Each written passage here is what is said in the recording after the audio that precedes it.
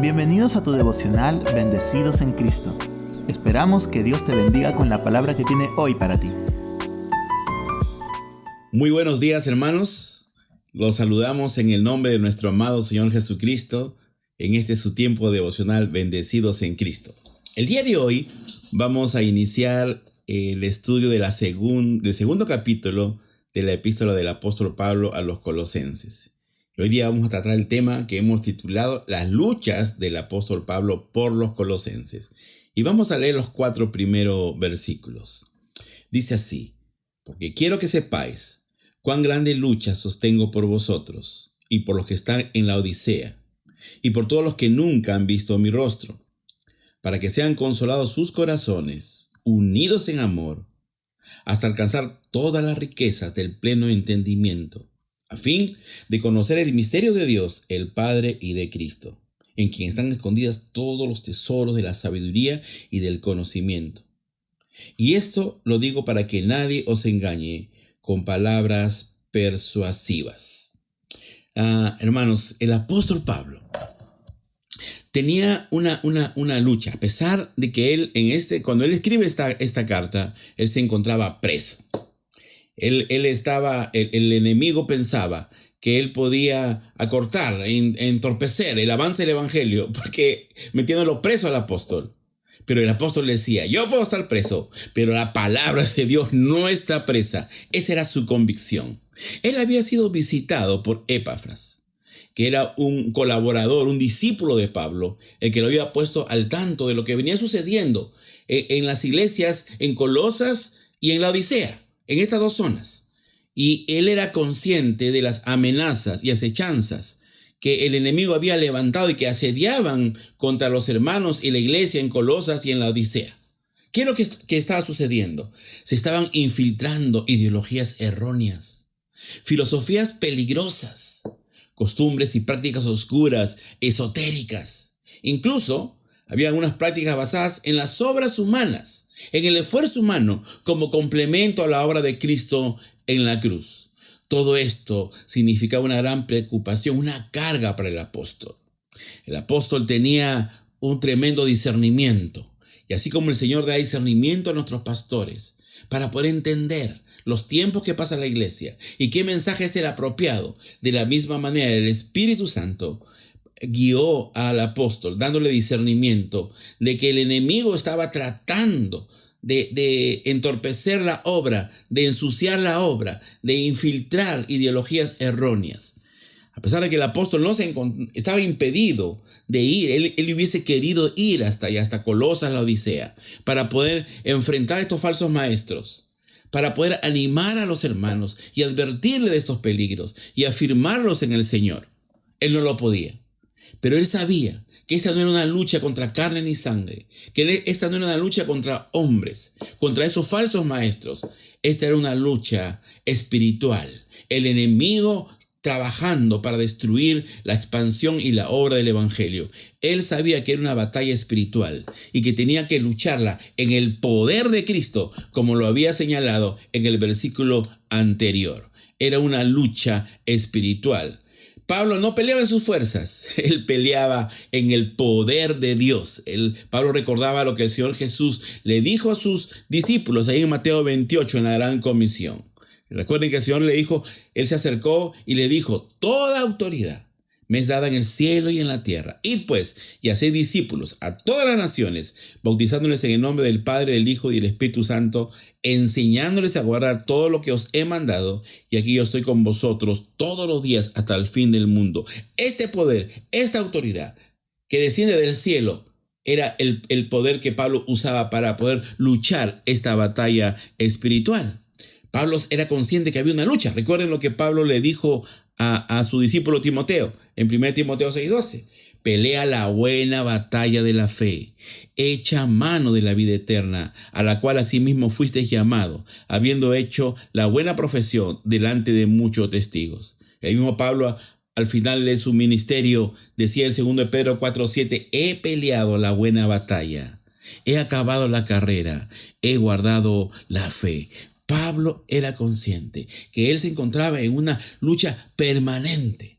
Pero ¿cómo afrontaba él esta batalla, esta lucha? Él lo hacía en cuatro formas, en cuatro puntos que lo voy a explicar rápidamente. En primer lugar, Pablo exponía la verdad de Dios, el evangelio, con veracidad, en medio de persecuciones, tribulaciones y oposiciones. Él exponía la verdad pura del evangelio que el Señor se le había revelado. Número 2, él vivió una vida íntegra, en obediencia, una vida recta que reflejaba la justicia de Dios.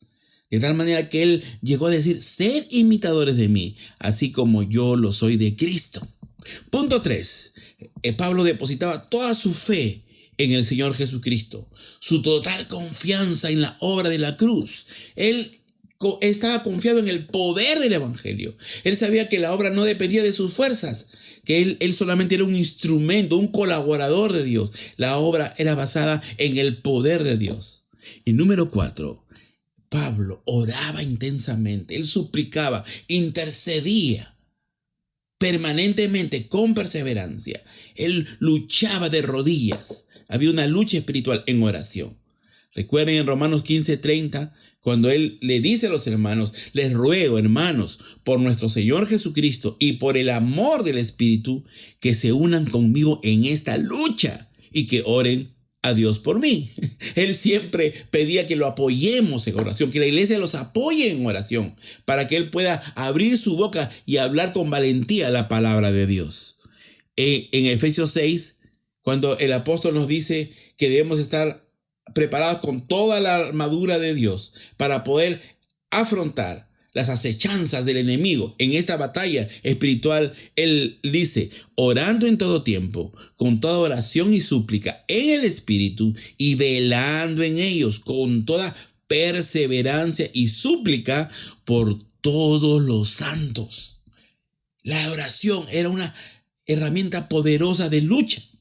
En Colosenses 4:12, hablando de Epafras, que era el colaborador de Pablo, que era el pastor de las iglesias en esta zona, él decía: Epafras, que es uno de vosotros, siervo de Jesucristo, os envía saludos, siempre esforzándose intensamente a favor vuestro en sus oraciones, para que estéis firmes, perfectos y completamente seguros en toda la voluntad de Dios. El propósito de la oración de Pablo: él estaba orando para que la iglesia esté preparada espiritualmente para poder afrontar esta batalla espiritual que tenía que hacer. Porque el apóstol Pablo era consciente que habían falsos maestros, que el enemigo quería introducir estas falsas enseñanzas, que estas filosofías imperantes en aquel tiempo, que las están hasta el día de hoy, estaban penetrándose en la iglesia. Y él sabía que la única manera de afrontar esto era que tenga una iglesia fortalecida, fuerte en su fe. Y por eso que él va a pedir estas 4 cosas en su oración. Vamos a verlas rápidamente. Número 1, aliento en el corazón. Pablo en su oración pedía que los hermanos de Colosas y la Odisea estén fortalecidos, porque él sabía que el corazón es el asiento de nuestra alma, que en nuestro corazón obra el hombre interior, de donde procede nuestro amor a Dios o nuestra rebeldía hacia Él. Entonces él pedía que el Señor pueda afirmar esta fe en cada uno de los corazones, que sea una fe genuina en cada uno de ellos. Punto 2, la unidad, unidos en amor. Recuerden que el amor era una cualidad de la iglesia de Colosas. Ya el apóstol lo había referido en el capítulo 1. Había una fuerte unidad. Y Pablo sabía que esta unidad era una fuerza poderosa que Dios utiliza para poder afrontar estas acechanzas del enemigo. Recuerden en Juan 17 que Jesús, cuando oró, él le decía, ¿no? Señor, no solo te ruego por ellos, por sus discípulos, sino por los que van a creer por la palabra de ellos, para que sean uno. Como yo en ti y tú en mí, que sean uno, para que el mundo crea que tú me enviaste, que sean perfectos en unidad. ¡Ah, qué tremendo! Porque el Señor sabe que en la unidad hay victoria, que una iglesia unida en amor nunca va a ser dividida, nunca va a permitir que las acechanzas del enemigo puedan impactarla. Número 3. entendimiento. El apóstol oraba para que el Espíritu Santo pueda dar esa comprensión, ese entendimiento de estas verdades profundas, de la verdad del Evangelio, de la palabra de Dios, de la obra de Cristo en la cruz. Que sean verdades plenamente entendidas, para que el enemigo no pueda estar acechando y confundiendo al pueblo de Dios. Es interesante lo que dice el versículo 2 y 3, para que sean consolados sus corazones, unidos en amor, hasta alcanzar todas las riquezas del pleno entendimiento, a fin de conocer al misterio de Dios y del Padre de Cristo, en quien están escondidas todos los tesoros de la sabiduría y el conocimiento. Pablo está aquí orando para que los hermanos entiendan de que la única fuente de sabiduría y de conocimiento proviene de nuestro Señor Jesucristo, proviene de Dios. No había otra fuente. En aquel entonces, los griegos, los helenos, se creían dueños de la fuente de la sabiduría, pero no, la única sabiduría que ellos necesitaban conocer era la verdadera, que proviene de Dios. Todo esto, hermanos, ¿no? Y punto 4, la revelación, ¿no? 1, recuerden, aliento en el corazón. 2, unidos en amor. 3, entendimiento. Y 4, revelación. La revelación que proviene de una comunión íntima y profunda con Dios, el Padre, y de Cristo. Recuerden en Colosenses 3:3, dice que Dios ha escondido nuestra vida en Cristo, para que cuando ésta se manifieste podamos entender, para que Dios nos pueda revelar y nos pueda hablar personalmente. Dios nos pueda guiar y revelarnos cuál es su voluntad en nuestras vidas. Dios quiere revelarnos los misterios, ¿no? Y revelarnos los propósitos que tiene para nuestra vida. Esto solamente se obtiene de una comunión personal, donde Dios nos da a conocer su palabra.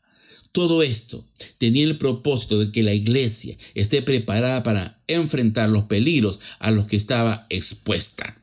Hermanos, el día de mañana vamos a estudiar cuáles eran estos peligros que estaban acechando, estaban golpeando, querían impactar la fe de los hermanos de Colosas y los hermanos de Laodicea. El apóstol Pablo, que tenía una pasión apostólica para que la verdad del evangelio sea conocida, tenía una preocupación por el bienestar y la salud espiritual de la iglesia, incluso para aquellos que no le conocían. Él los tenía pendiente, él estaba permanentemente pensando en todos ellos. Hermanos, vamos a orar. Señor, gracias por tu linda palabra, Dios. Gracias porque nos animas. Señor, queremos también rogarte que en este tiempo, Señor, estés animando y alentando, Señor, afirmando el corazón de los oyentes, para que, Padre Santo, su fe sea una fe sólida. Enséñanos a ser uno, Dios, unos en amor, a amarnos unos a otros, para que el mundo crea que tú has venido, Señor. También te rogamos que tu Santo Espíritu nos dé entendimiento de tu palabra, de las verdades del Evangelio. Y, Señor, también revélanos tu voluntad. Haznos entender las profundidades de tu palabra. Ayúdanos, Señor, a presentarnos delante de ti cada mañana. Te alabamos, Señor, en el bendito nombre de nuestro Señor Jesús. Amén. Has escuchado nuestro devocional Bendecidos en Cristo. Si deseas ver más de nuestro contenido, puedes hacerlo a través de nuestras redes sociales. Muchas gracias por sintonizarnos. Hasta la próxima.